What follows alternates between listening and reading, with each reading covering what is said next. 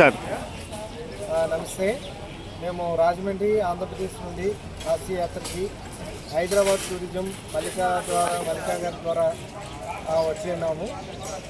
ఇక్కడ 4 nights 1 day 5 days programme Kashi యాత్రకి వచ్చినాము.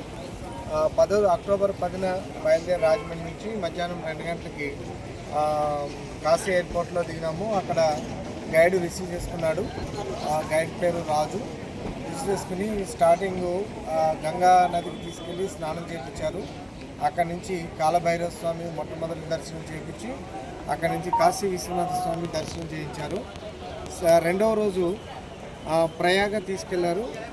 త్రివేణి సంగమంలో గంగా యమున సరస్వతి సంగమంలో బోట్ ద్వారా తీసుకెళ్ళి అక్కడ స్నానం చేయించి పిండ ప్రదాన కార్యక్రమాలన్నీ కూడా చేయించారు.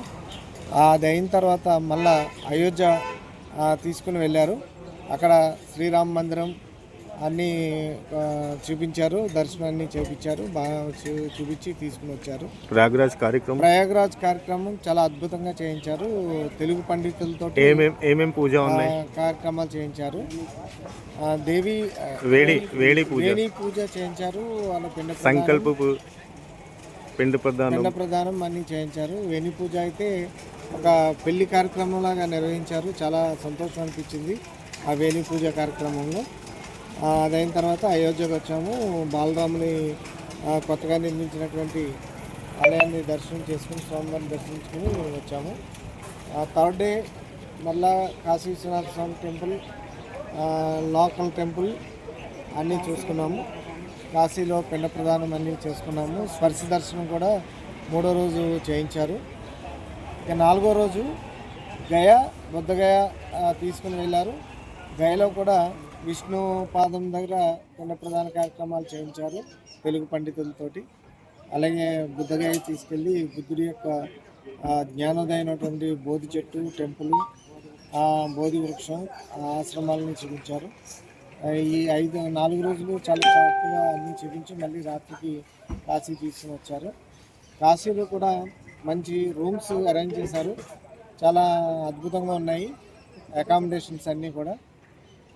5వ రోజు కాశీ అన్నపూర్ణాదేవికి చీరలు పెట్టడానికి తీసుకెళ్ళి అమ్మవారికి బట్టలు పెట్టడం అనేది జరిగింది. అయిన తర్వాత మళ్ళీ local temple, Hanuman temple, Gavvalamma temple, Gavvalamma temple last దర్శనం గవ్వాలమ్మ టెంపుల్ దర్శనం చేసుకుని కాశీ యాత్ర ముగించడం జరిగింది.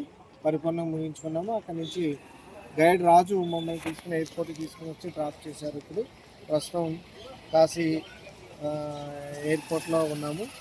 ఇక్కడ ముఖ్యంగా చెప్పాల్సింది ఏంటంటే మన యాత్రలకు వచ్చేటప్పుడు గైడ్ చాలా ముఖ్యమైనటువంటి వ్యక్తి. ఇక్కడ మనకి గైడ్ ఈ రాజు అనే వ్యక్తి ఎలా అంటే కుటుంబంలో సభ్యులు కూడా ఇంత దగ్గరుండి చూపించరేమో.